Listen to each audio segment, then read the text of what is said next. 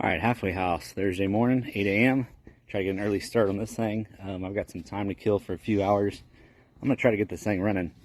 So it's been sitting since apparently 2000. This is 1995. That's September, obviously your month. Because I know somebody's like, that's 05, that's 2015. No, it's not. And then we go back here, October 1994. So it's been a while. The guy told me originally, he's like, I don't know, 20, 25 years, and so I guess he's probably not too far off with this sticker here. Oh, I got the skirts on it last night. Hadn't cleaned them up yet, but I think that kind of completes the look. But let's get under the hood. All right, here she is. Should be a Carter AFB. I haven't really looked under there yet. First, we're going to confirm that it's not locked up. Cross my fingers there, but I have high hopes that, actually I have no doubt that this thing will turn over. I have high hopes that it will run. So I guess let's see if we can get this thing turning over by hand. And assuming it turns over, which I think it will. I mean, it's got a fan clutch, so I can't use that method. With all these accessories, I don't think that's going to work either. So I'm probably just going to cut the belts off, try to get a socket down in there, and we'll turn it over by hand. This oil is super, super clean. So I don't think I'm going to change the oil at this point. We'll get it turning over and get it primed, assuming it turns over, and we'll go from there. So I'm going to leave that alone. And one other thing, let's see if we got brakes. I don't think I have any brakes. Oh, it stinks in here. Oh shit. Oh, I thought this guy put it in neutral. Maybe it's been in neutral for a couple decades, but we'll worry about that later. At least we're in neutral. But man, it stinks in here. Let's try to turn this bad boy over. All right, this is the preferred method of removing belts here at the halfway house.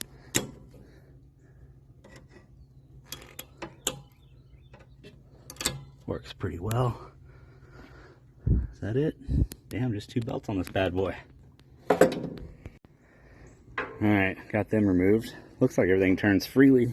Haven't tried the crank yet, but a little crusty there, but that turns.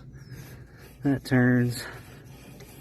A little crusty there too, but let's get a socket down there.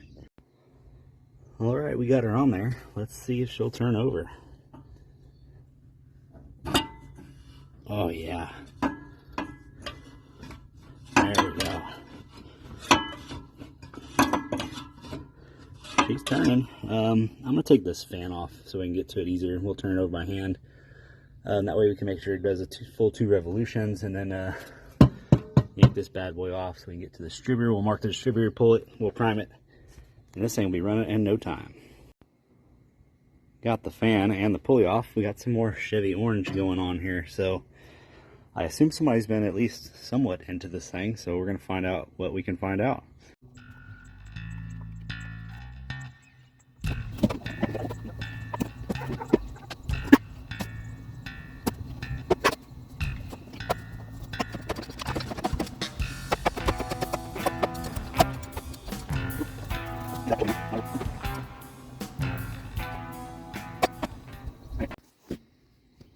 Alright, it's early in the morning. I'm still sweating. It's hotter than crap already. So this is Carter AFB. Nice and loose. So what I just did there is, well, you can't see, but put this, it's a windshield wiper blade actually off this thing, but yeah, so you stuff that in the hole once you find your compression stroke, and you find the compression stroke by turning it over, put your finger over the hole. When you hear the pressure start coming, you know that's compression stroke. So then you shove a zip tie or, you know, a screwdriver or whatever, you know, preferably something soft so it doesn't get smashed in there, but I usually use a zip tie, and turn it over, and you feel it come up, and then once you kind of feel the dwell, once it stops coming up, then you're pretty damn close to top dead center, at least close enough to get it started. So from that point, I will mark where the vacuum advance is and where the rotor's pointing.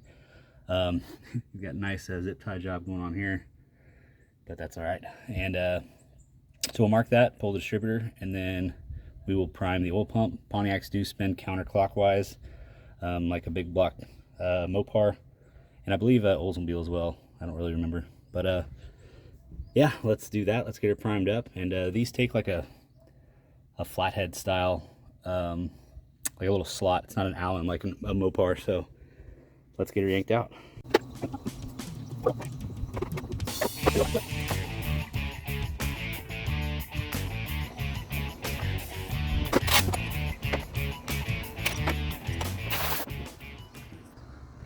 So you blow all the air out of the way. You can get enough room to, you know, move this crap out of the way. I mean, obviously, if not, you just trace your one wire. But points look pretty good. Rotor looks pretty good. Cap looks pretty good. Actually, cap looks really good. There, really shiny. So let's get well, let's see if this fits in there. I'm pretty sure that's what this is for. Let's see. Make sure you drop it in there. Oh, I'm not gonna be able to do this one-handed. Y'all are gonna have to trust me. All right, forget all that. Just take your one wire off, and I mean, you can pull this off too, but get it out of the way. And then in that hole there, you stick something slotted that you can get a drill on, and then you spin her, and it'll prime the oil system. So we're gonna do that. Here you can see, well, I don't know if you can see it, but I got my little deal there. And you find your slot, and you can feel it. You can hear the gear lash between the cam and the oil pump. And that's doing it by hand, obviously, but I'm gonna put it on a drill, make a quick work of that. Chuck it up something like that. We'll go in reverse, since this is a reverse rotation oil pump distributor, and go from there. I had to get a little creative, and I got a I don't know if you can see in there, an air hammer flat bit, like a chisel, just sticking there, so it gave me a little more room. I don't know if you can hear it gurgling, but see what I got going on there. So I'm gonna keep cranking her for a little bit longer, and periodically turn her over a little bit, and crank on her, turn her over, crank on her, and then after that we'll be about ready to start her.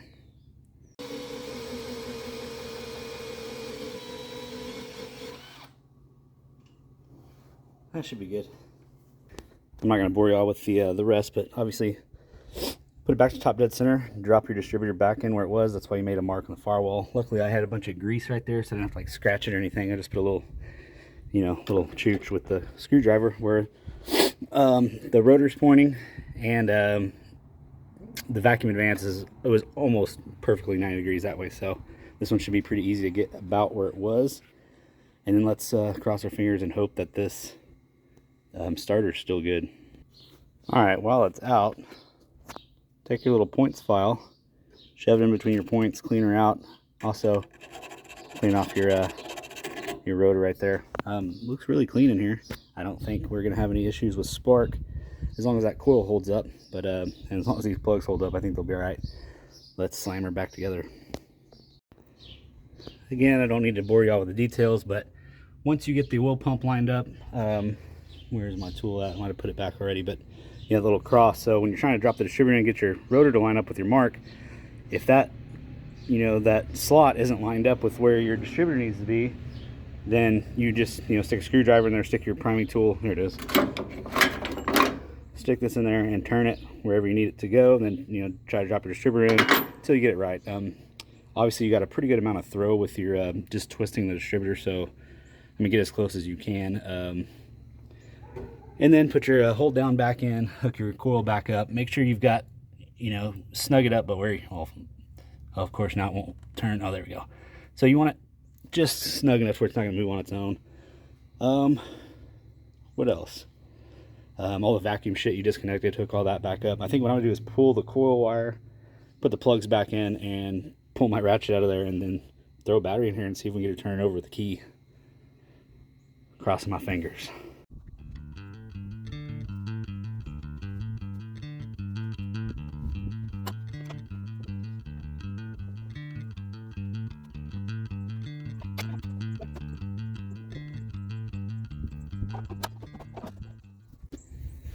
All right, let's see if we got anything. Let's take this off.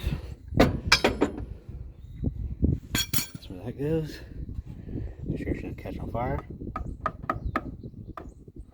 Nada. Guess that's a good sign.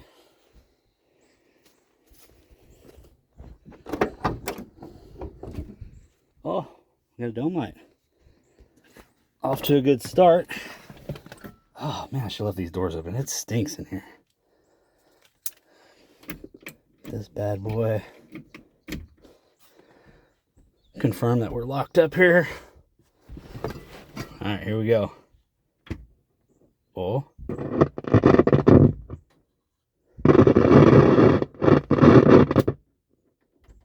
Okay, that's enough of that.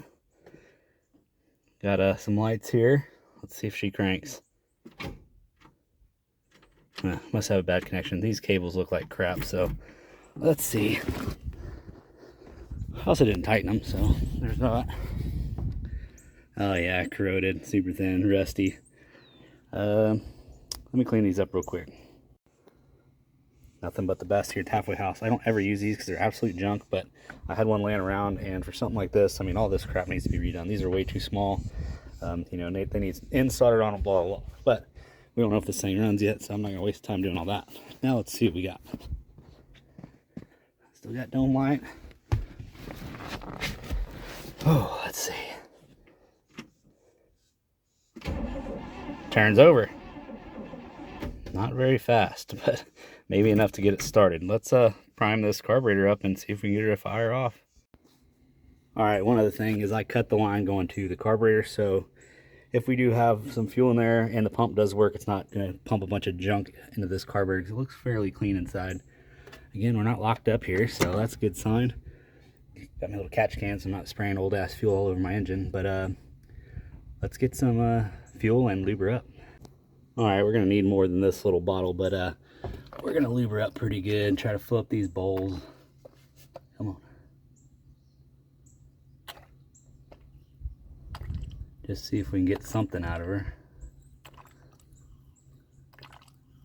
I should have propped this. Let's do that actually. I'm gonna prop this open so anything we spill starts going down in there. So this isn't really worth filming. You get the idea. So pour your gas straight down these vent tubes. They go straight into your bowls, and then hopefully the jets aren't completely clogged and you get this thing to run. All right, and the choke was a little crusty, but I got her unstuck. Let's see if we can get some fuego out of her. Come on, baby. Should have got my buttons on. I'll keep coming in here. Might do that later if she doesn't fire up here. All right, don't think we got any brakes.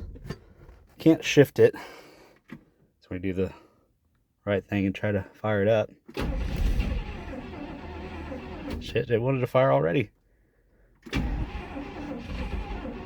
All right, let's get some more fuel. I'm out of fuel in my squirt bottle there, so let's get some more fuel and let's actually top her off and see if I can get the starter button on here. So I don't know, there's a loose ground there. I'll get my starter button out if I can get to this shit easy, and then try to do it out there so I don't have to come back in here every time. All right, let's try that.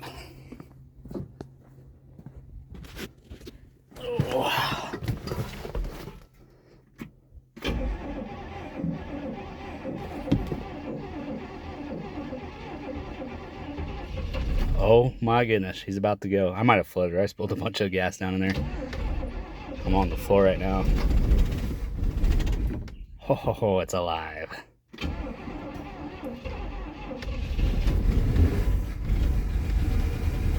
It's running.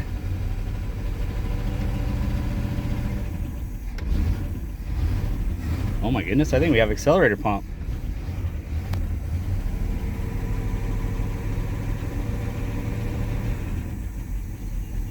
Oh, is it gonna idle? Oh. Man, that thing's quiet. She's alive. I can't believe it's idling. Got a lifter or rocker tick over here. Hopefully it'll go away. Running a little rough, but not too bad.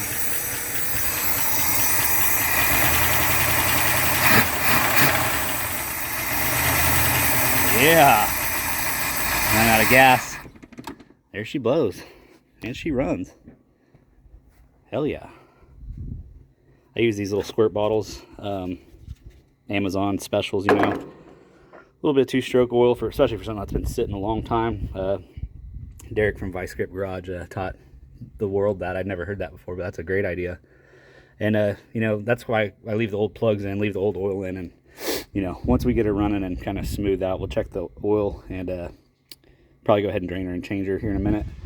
don't know that there's really a whole lot left to film, at least as far as this part of the saga goes. But I'm gonna keep messing with this car. I'm gonna turn the idle up just a little bit, try to get it to clear up faster. But running good. Hell yeah.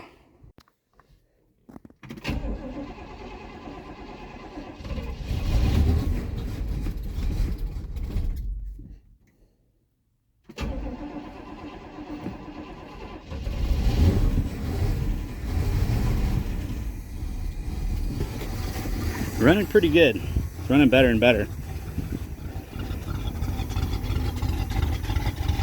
It's got a nice little rumble to her.